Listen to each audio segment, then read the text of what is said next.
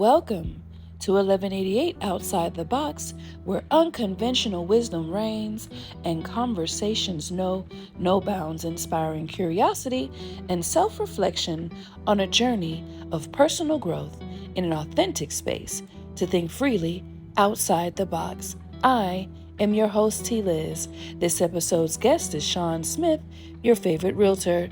Join us as we dive into real and often controversial conversations around the uncomfortable new norms, sexuality, gender dynamics in dating, race, and the systemic inequalities faced by Black people in America. And this is just part one. Let's jump right in. Hello, Sean. Welcome to 1188 Outside the Box. How are you? I'm good. How are you doing? I'm wonderful. Would you like to tell us a little bit about yourself? Okay. New York City, Manhattan to be exactly, is in the Bronx. Grew up in South Florida. I am 52, going on 53 years young. I am currently a real estate agent for 23 years, and I'm a military veteran. I have two wonderful siblings and a lovely mother down in South Florida. And that's pretty much it. That's it for now. Yeah. Tell me, what are your core beliefs? What drives you day to day? Drives me day to day.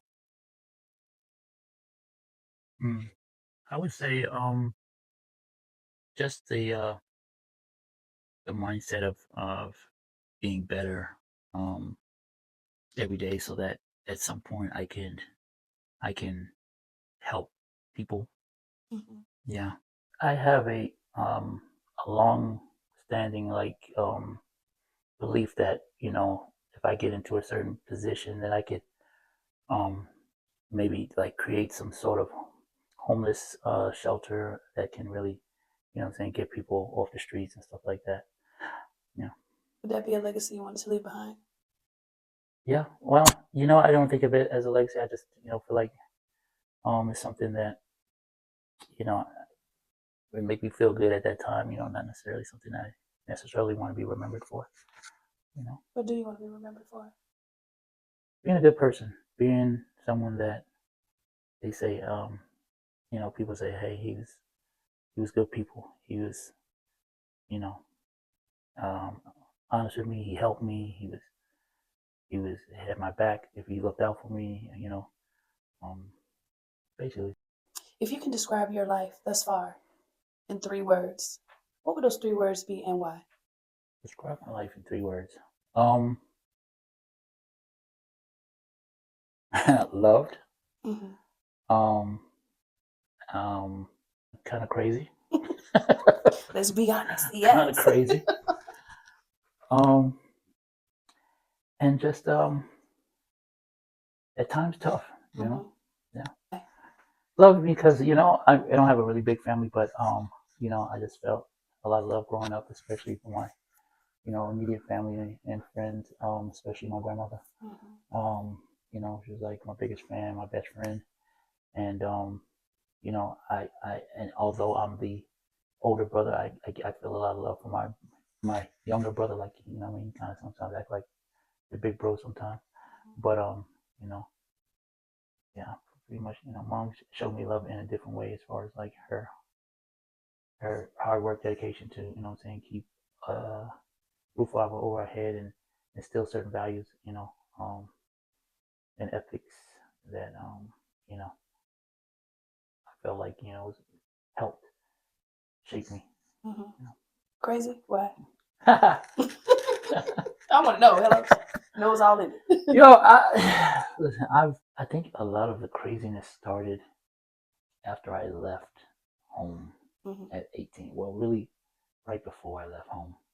I have quite a few stories, but a lot of them, for some reason, revolve around women. I don't know why. I wonder why. But I've dealt with enough. Yes. But still looking. What do you remember what your last one was? I guess tough times. I guess. Tough, yes. Yeah.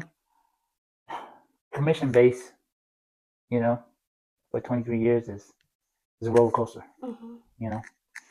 When it's good, it's good, and when it's bad, it's bad. Right. So, Absolutely. as a realtor, I've been able to survive, but it's sometimes um, you don't want to just survive.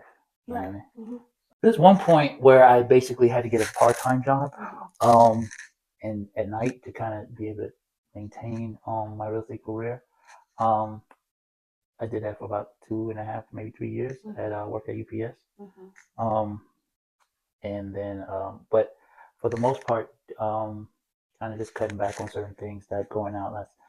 As a single guy, no kids, um, I live pretty freely. Right. You know what I mean? Mm-hmm. So when I don't feel like because I don't have responsibilities of a parent per se, I you know, even at my age, or not so much now, but I still go out and hang out and eat whatever I want to eat, spend on whatever I want to spend on, especially when it comes to eating, um, clothes and things like that.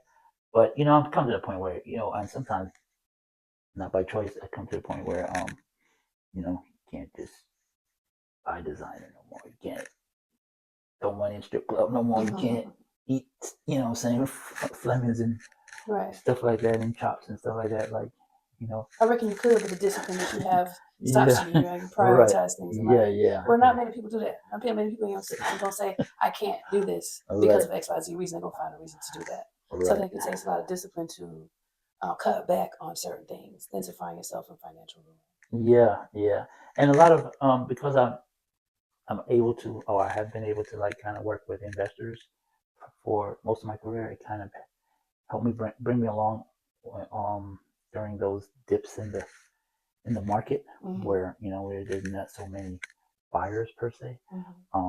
Investors are pretty much still looking for deals, Right. for the most part. Always. Yeah. Yeah. So So you say you're a single man, no children. What's a dating scene for you, and what lessons have you learned from, I guess, a difficult relationship that kind of drives how you date today? you know,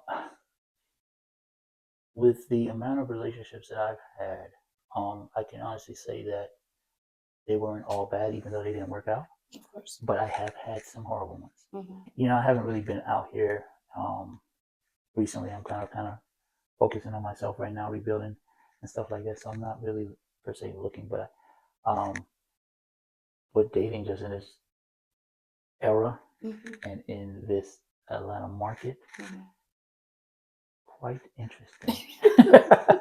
It is. It is. Yeah, it's very interesting, and honestly, I feel like it's tougher for the women, to be honest with you. But and I don't really have problems meeting women. It's just that I'm I'm just when I do find someone, I want someone to be that perfect one for me. Because I'm just kind of tired of, like, bouncing around. You know what I mean? So, What has been your goal? well, you know, ever since I've turned, like, early 30s, um, I've been dating for, with intention to marry, you know, um, and I still kind of feel that way now, even though, some of the things that I kind of see, like, it's kind of hard to, it just really has to be the right person to feel like I'm going to be with them for the rest of my life. And because in a marriage situation, because there's so many, I see so many, like, example, well, failed marriages. And I don't know, I was looking at was watching this YouTube of a divorce lawyer, and he really kind of, like, made make marriage seem like it was such an insane choice. Is that right? Yeah, yeah, I have to remember his name, but yeah, But do you I think that sent it if to a you couple people, right, but actually. you think that if people, because I mean, just like there are a lot of failed marriages, there are a lot of marriages that have lasted, right? What has been Yeah, your longest relationship? I would say a little over 3 years. Right. And Hmm. in that relationship, what stopped you I've had a few from of those, but yeah. in that relationship, in those relationships, then what stopped you from proposing? Well, I was young, first of all, where I really wasn't even thinking about marriage.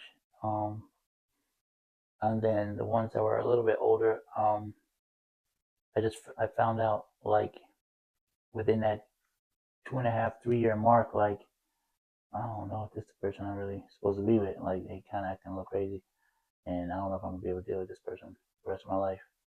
One person in particular, but She will go really bad. unnamed. Say again? She'll go unnamed. Yeah. She shall go unnamed.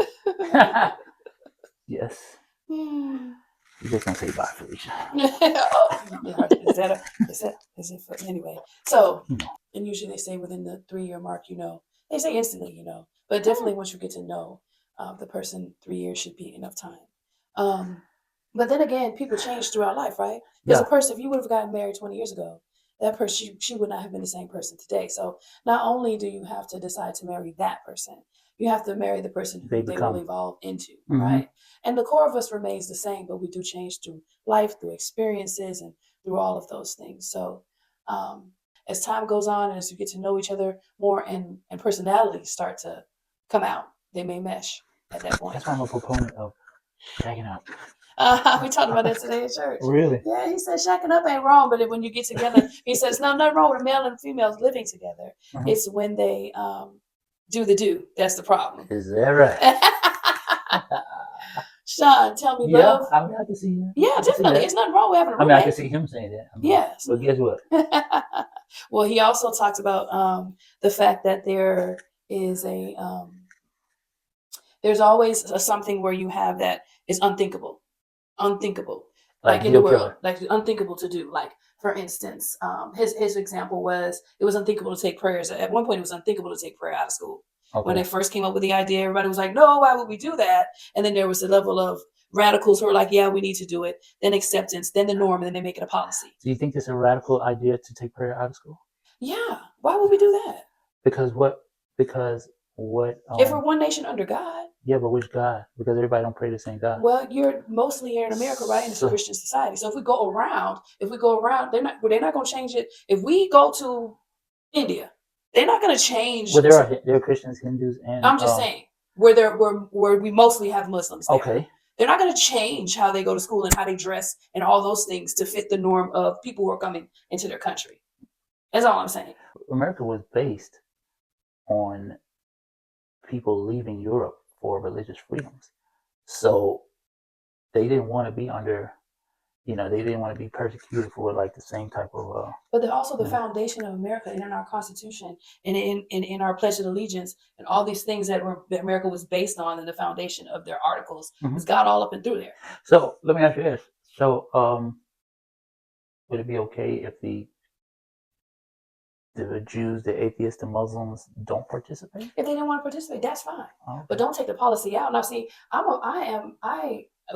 can let a person have their own opinion and do what they want, but not impose it on me, right? So don't come and try to change laws because you're uncomfortable. You came here knowing that. You understand what I'm saying? So if you don't want to participate, if you don't want to stand, you don't want to do those things, just like this is America, land that is supposed to be free, right? Right. So if they don't want to do those things, we can't force them to do that either. But let me ask you this. So you have Catholic Christian schools and stuff like that, where I would see where it would be mandatory to have prayer in school and have the children pray in school. And then you have public schools where, when I was growing up, I don't even know how it is now, but you stood up and you pledged allegiance to the flag, right? Mm-hmm. But then as we got older, as Black people, we saw that America wasn't not really for us, right? And so when Kaepernick, for instance, was kneeling down, right, because of the injustices of America and stuff like that, he chose not to stand for the flag.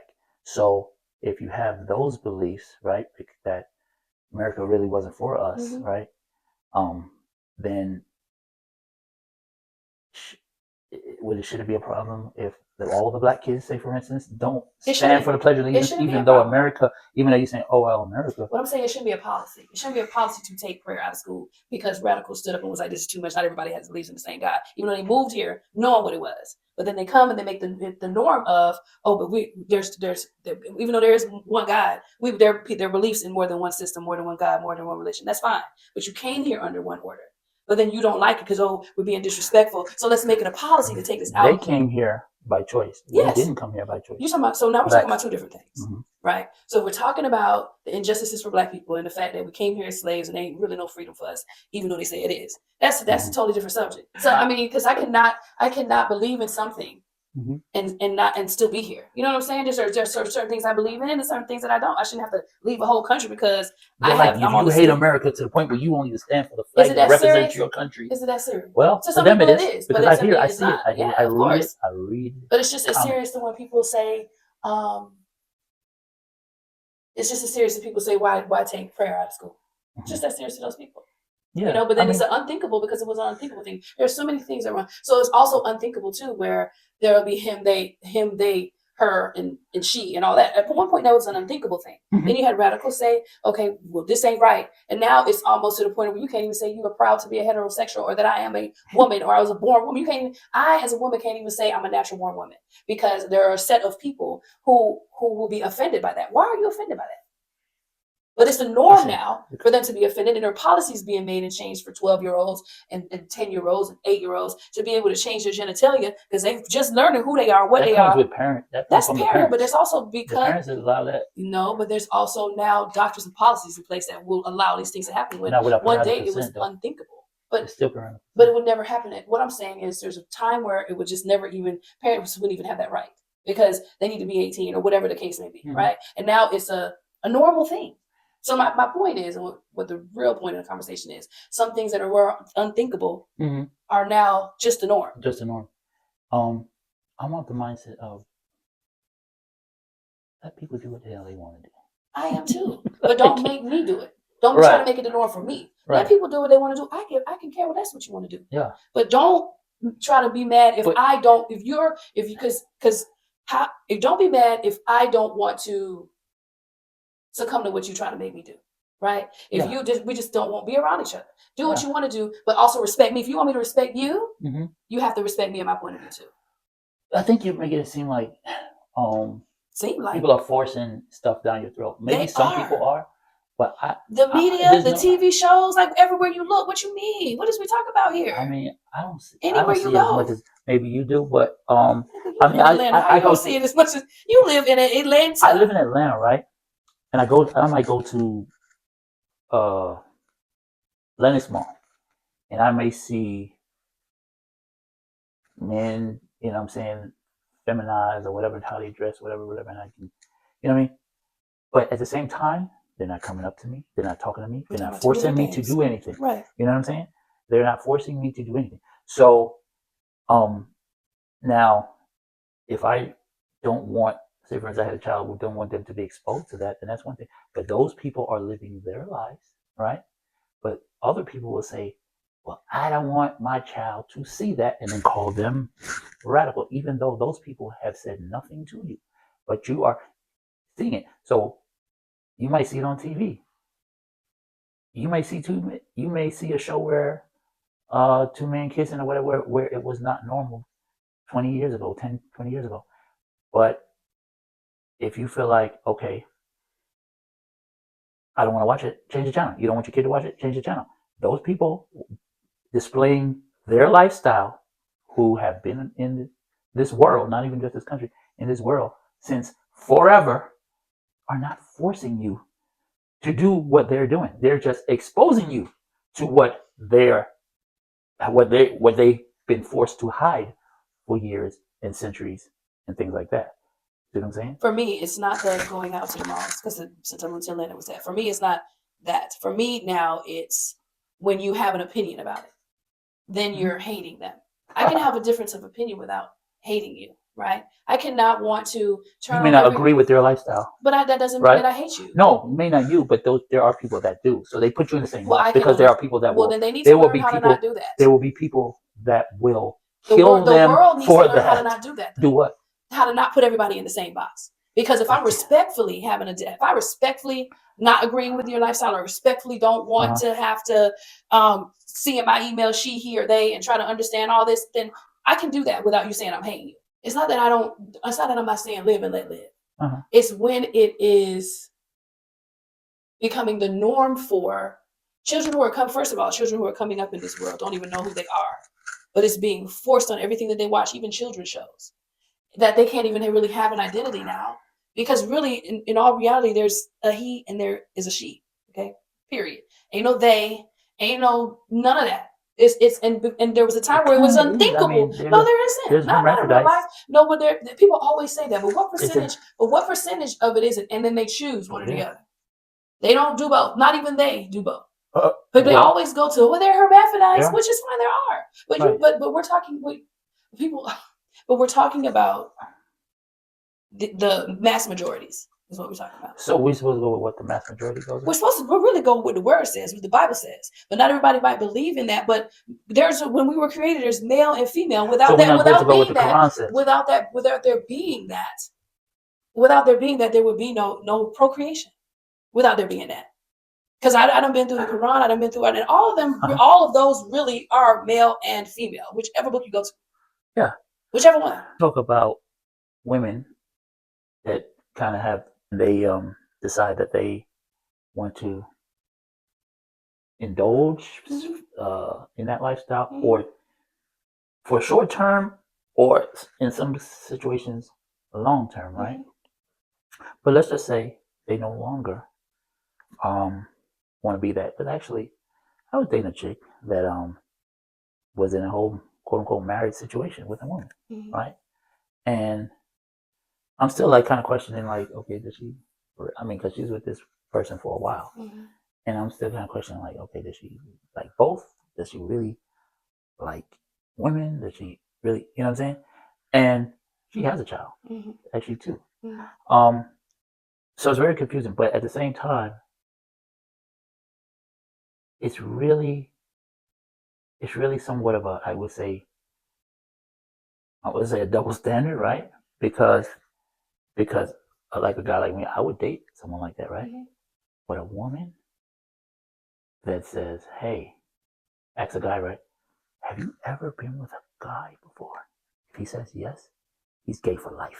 But the thing is that that's only some women. You got some women, so you can't say some women don't care. Some women will actually very few though. But I think the problem is, the problem is with that is that men, even I know women cheat too. Women step out too. They cheat way more. But men have the label of being the cheater because they're hunters and they, and then most times they get caught quicker. That's why. No, they get caught more. A lot of times women are. Well, I can speak for the women I know. A lot of times women, when they're locked in, they're locked in.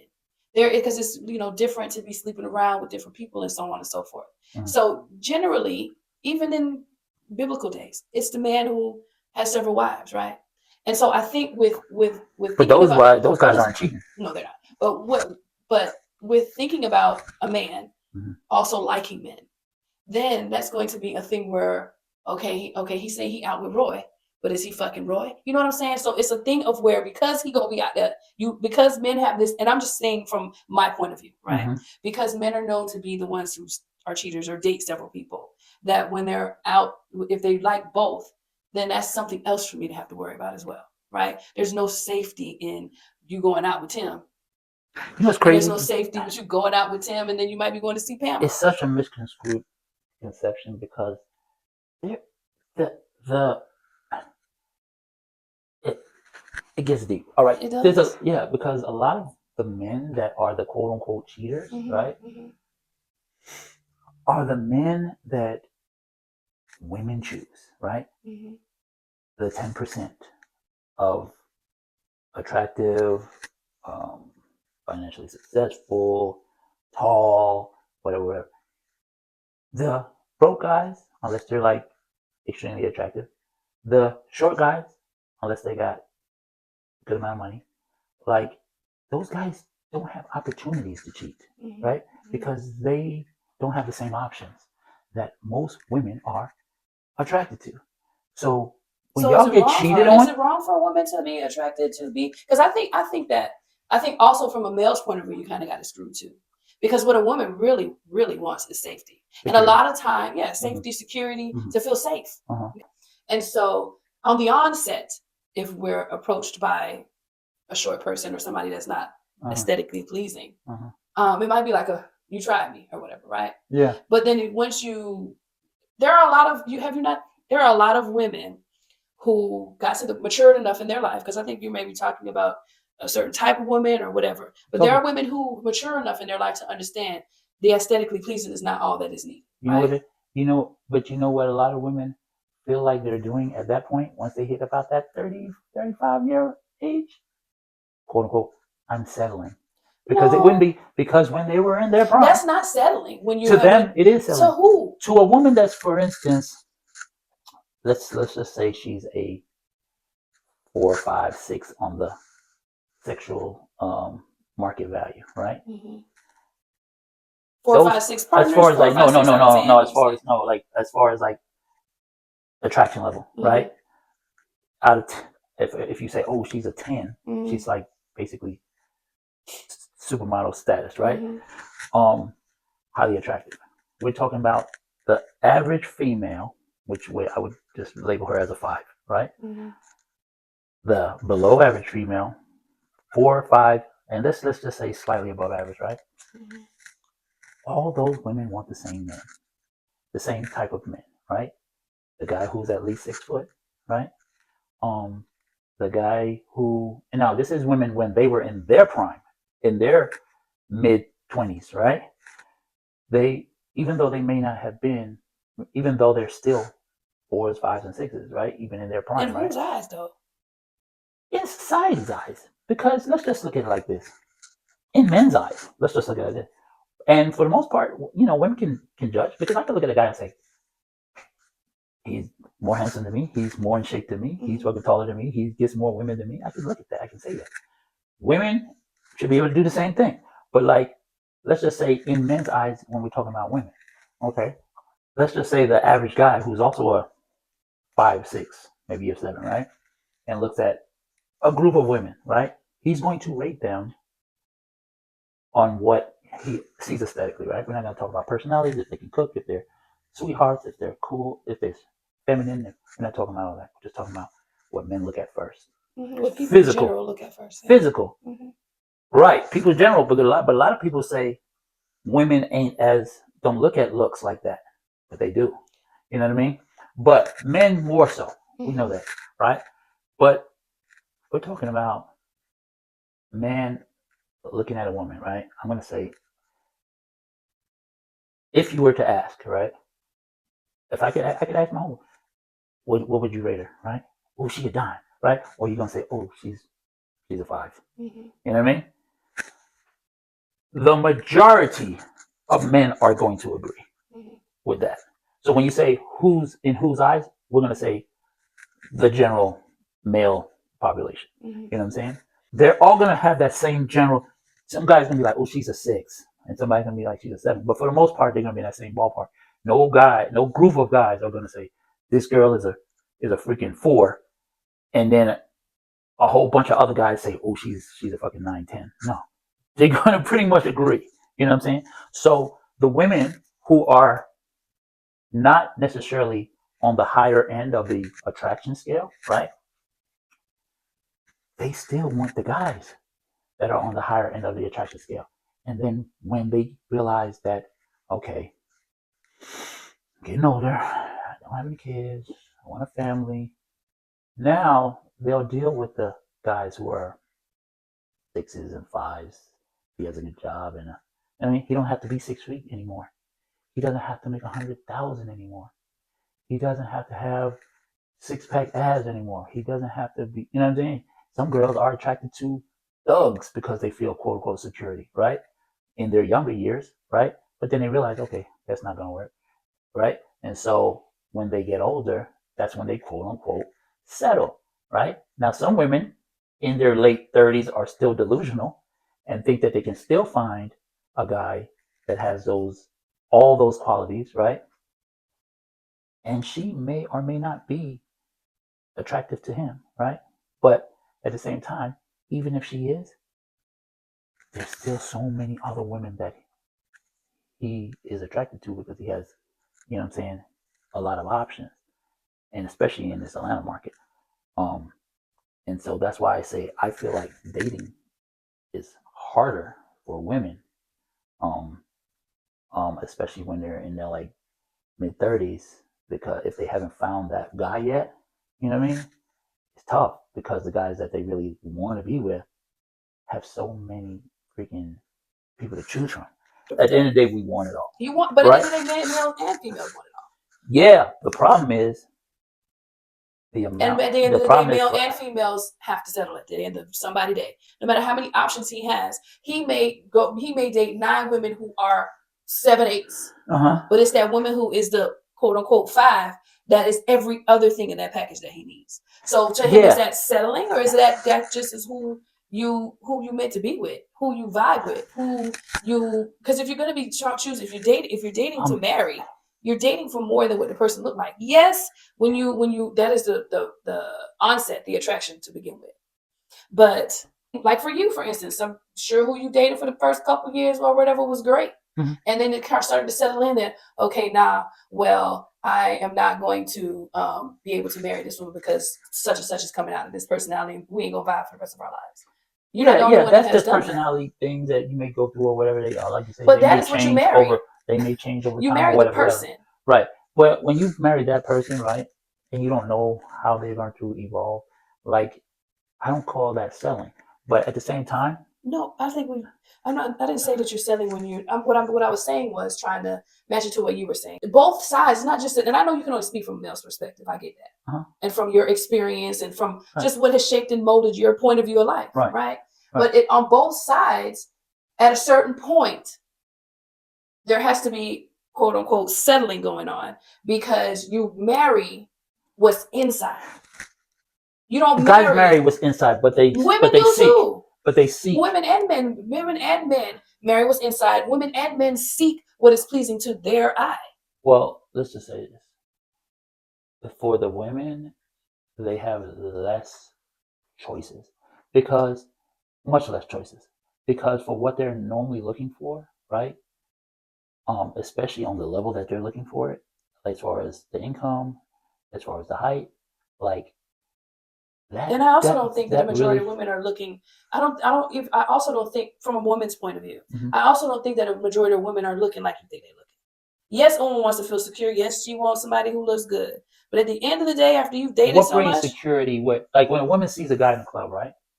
Right. Now I know short guys, and they're not ugly, and I know tall guys who are not necessarily, you know what I'm saying, the most handsome guys.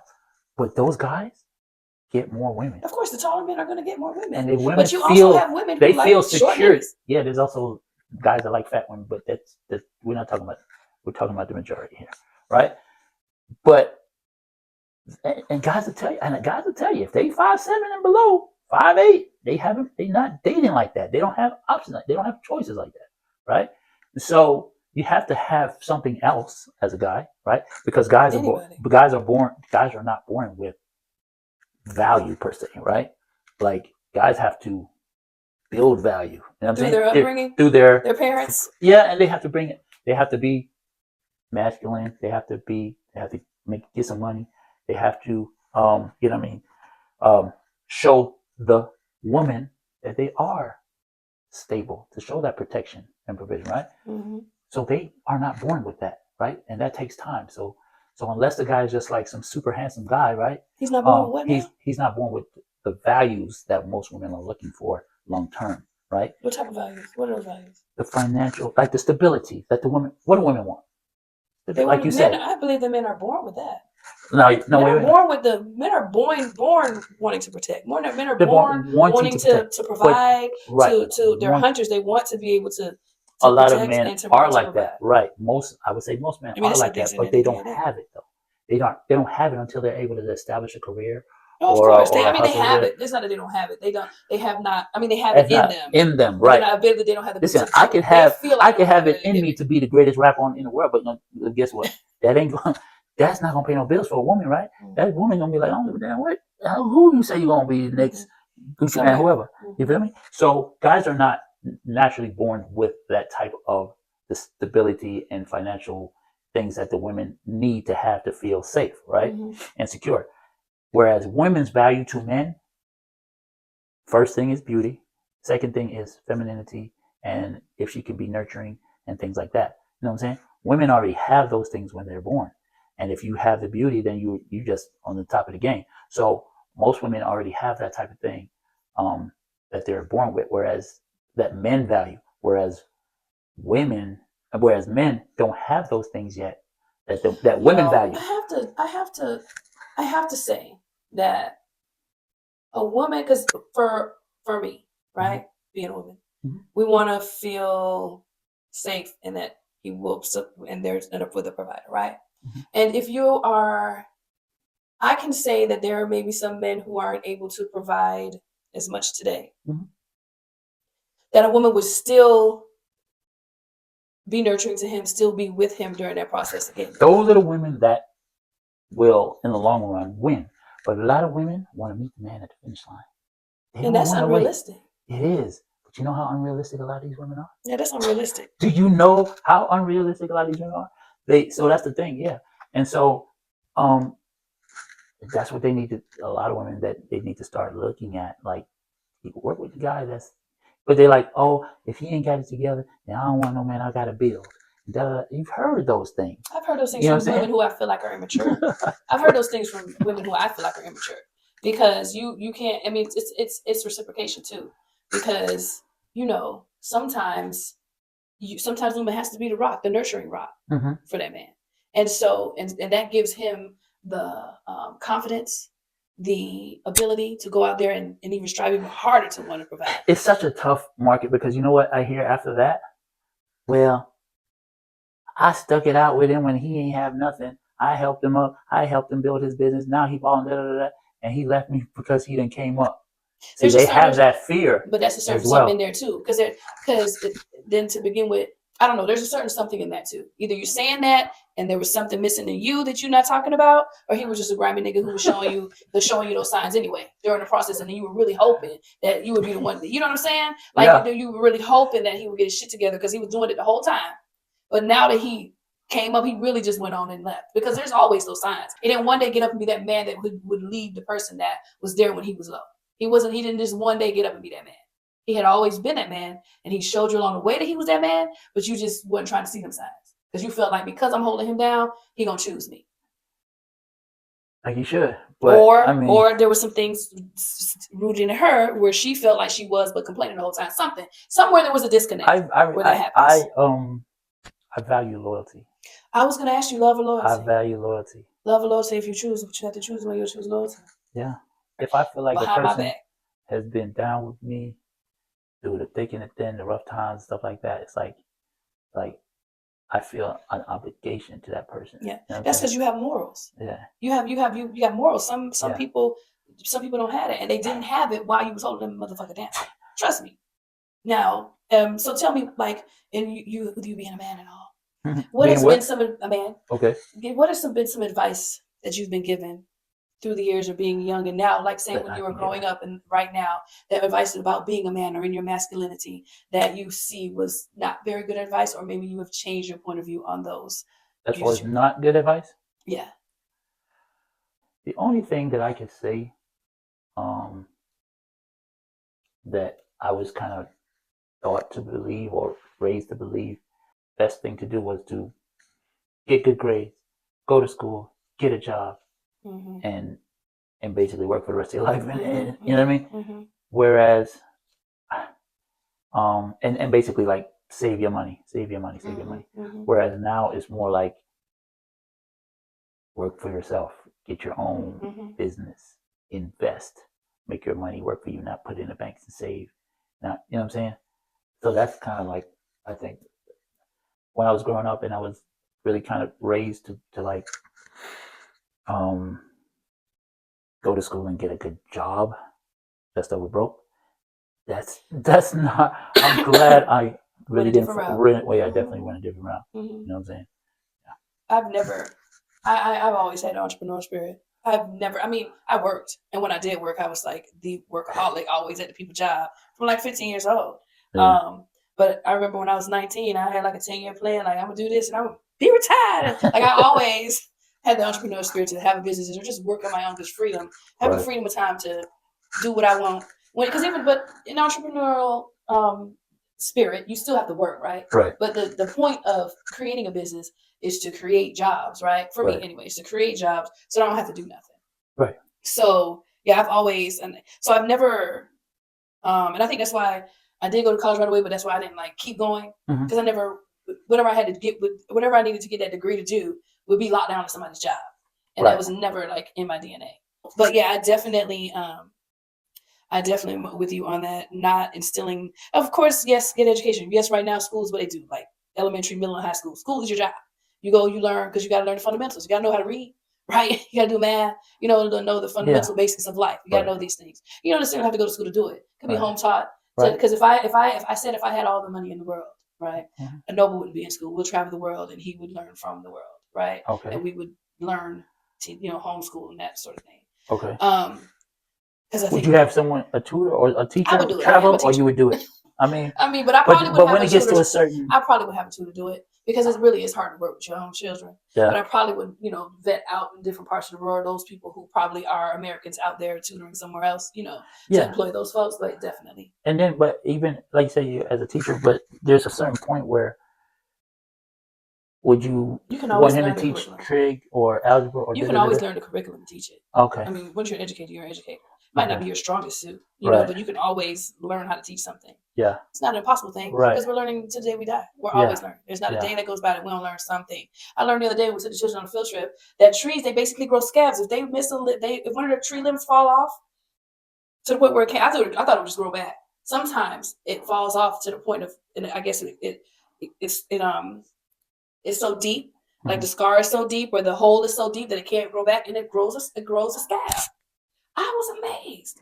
I stood there looking at the tree forever, and I just told my students, "See, I just learned something too. Learning is forever." Because we say that every day, but it was a good way for them to see that we learn always. But so that was good. What do you think is a widely accepted truth in society that you believe is fundamentally flawed? We're talking about American society? It doesn't matter. Society. Think outside, inside the box. Where do you? I was going to go another route. But I'm going to say that this country is more racist than it seems to be. You think that? I think that people act like that there's no racism here, but this systematically they don't understand how ingrained it is in our society to where when they're like where they're to the point where they're like, oh well, blacks need to do this, pull this up by the bootstraps, blah blah blah blah blah. You know what I'm saying? But they don't really understand the head start that white Caucasians had. You know what I'm saying? In this society, and we're literally only just 50, maybe 50 or 60 years into getting any sort of civil rights to the point where we can even, try to catch up. You see what I'm saying? They've had colleges and legacy, people that, went to school and got educated. Wow, we were still basically getting our ass whipped for learning how to read. You know what I mean? As I've gotten older, I'm like really starting to like get into American history, Black history. You know what I'm saying? And just learning about the things that we've gone through and from redlining and things like that. That's kind of held us back to where it's such a vicious cycle where they put us in, right? Even though they're like, oh, if you do this, this, this, and this, you can do anything. And then Obama came along, and then they're like, see, you can be even president, right? And it's like, that's not the norm, because you grow up. We didn't grow. When they came over here and established the rich whites, I should say, established their plantations and things like that, right? And then convinced the poor whites that, y'all might be poor, y'all might not have this big house like us, but at least you're not black, right? And then those people put us, well, both groups, the rich and the poor white, put us on the bottom of the barrel, right? As quote unquote, basically non-human, right? to where they right to where they were selling, feeding, alligators, babies and stuff like that, and just castrating men and doing things like that and hanging men, and groups of people gathering to watch a black man hang, you know what I'm saying, including children, right? And to know that, the abolishment of slavery was only, like 1865, right? Which our grandparents knew people that were slaves. You know what I'm saying? And their grandparents too, and it's in their DNA, and they don't. Right. It's in their DNA. And their parents, right. So it's like, okay, and then so generationally they feel like superior, right? A lot of blacks fought for desegregation, but the thing about it is, I don't know if that was the best thing. I know it was. You know what I mean? You know what? I always said that was I think that once Martin Luther King was fighting and Malcolm X was fighting for all that, they came to the realization it wasn't the best thing. Yeah. Because I think the only reason why the U.S. went along with desegregating, the schools and all these other things, is because they saw that we were becoming stronger and figuring out what to do as a people. We had our own communities. We had Black Wall Street. We had all these things popping up everywhere. So it was like, let them think that they are the ones that fought their rights to freedom, when really they gave it to us based on the fact that if we were to stay segregated, that we would just be too strong and too powerful, because we were strong and powerful people.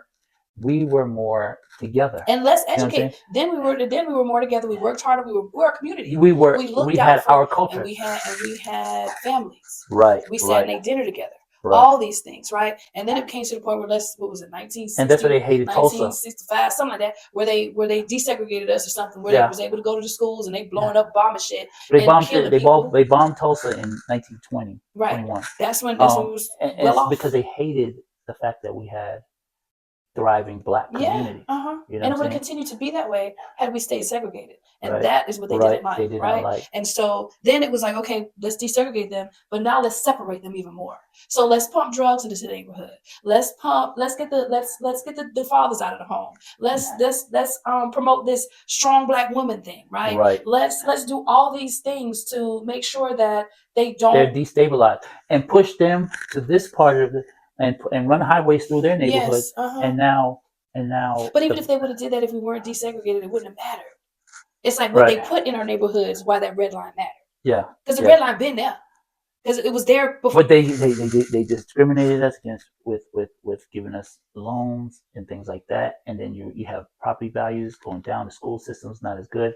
And then of course the school's not as good. The taxes don't support, the schools, and then your property values go down.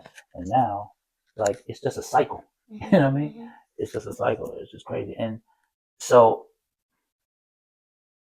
you also have the mass incarceration. You know what I'm saying? That's also a plan. Right. To where you got the fathers out of the homes for much longer times than white people that commit the same crime. Right. That too. You know what I'm saying? Either permanently or in jail. Right. Because they pump guns in our neighborhoods too, and then they promote the black on black crimes to our youth, right? To make the youth feel like that's all that we do, right? When it's not even really black on black. That's bullshit. Because wherever neighborhood that you're gonna stay with your own people, you're gonna have a high crime with your own people. And that's why I hate that people say that Trump's not racist, because he retweeted a whole neo-Nazi meme that showed a false narrative that blacks committed so much more crimes against other blacks, whites, blah blah blah blah blah blah blah. But it was false. You know what I'm saying? It's all false. Yeah. Even the news they feed us. That's why I don't watch the news, because even the news is designed to make people fear black people. Yeah. I mean, you get that in the movies and stuff like that too. We're portrayed by stereotypes. You know what I'm saying? A lot of times, hopefully.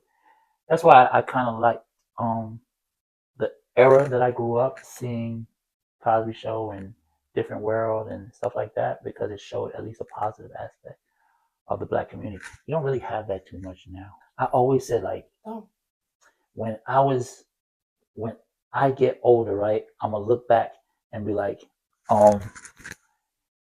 like how older cats be like, y'all music was trash. The music was good in my day, and right? And I'd be like, y'all old niggas just be saying that shit. This shit good, right? This shit, the hell you talking about? There's some good ass music. We got good. We got some good ass slow jams. Oh no, all they doing is talk about sex. Nigga, Teddy Baker talk about sex too. The hell you mean? But then now I'm like the same shit. Like same shit. Damn, we don't feel the same shit. Old niggas is talking about like, hey, right. Music these days ain't shit. The girls. Man, girls talking about it. And there's way more female rappers than they want. There's more female rappers right now, and I don't know why female rappers have to be raunchy. Right, because why you can't MC Light going to the club with girls and MC Light Queen Latifah wasn't like that, but at the same time, you still had Lil' Kim and Foxy Brown. Lauryn Hill wasn't like and that. Lauryn Hill, but at the same time, you still had Lil' Kim and Foxy Brown. You know what I'm saying? So they were some of them, not as many as they have now, right? But my sister's father, rest in peace, he was like, this rap stuff, this ain't gonna last. This is a fad. It ain't gonna last. No, he said this shit back in the 90s. Mm-hmm. Yeah, it lasted. But what they did, but what they also do too is get us into music. Because they get us into music. Like, you know, all the whole plan is in the music, it's in the movies, it's in the about the home, it's in the taking out the books, it's in all that. Now they're trying to take our history away. Now, even though that's all of our history. That's the crazy thing, though. Because we need to learn beyond the slavery, but slavery is a part of American history. But not only they talk about, first of all, a lot of these books that they're taking out is not about slavery. Mm-hmm. They're just talking about anything that has to do with equality or this, that, that. You know what I'm saying? They're just taking it out. Yeah, so that they don't feel, so that the younger generation coming up don't understand that there is inequality here. It's so that the white kids don't feel shame and regret that their ancestors were fucking horrible. Yes, that's what they don't want to see. If you could have a sit down with any historical figure, living or dead, what would you talk about? What would you ask? What would you want to know? The historical figure that I would probably talk to. I mean, it's kind of total of. Join us for part 2. Who is the historical figure that Sean would like to have a sit down with? Thank you for listening to 1188 Outside the Box. Tune in next week as we discuss religion, triumph over tragedy, success, happiness, the meaning of life, and so much more. Until next time, remember that growth ain't optional, y'all. It's a lifestyle.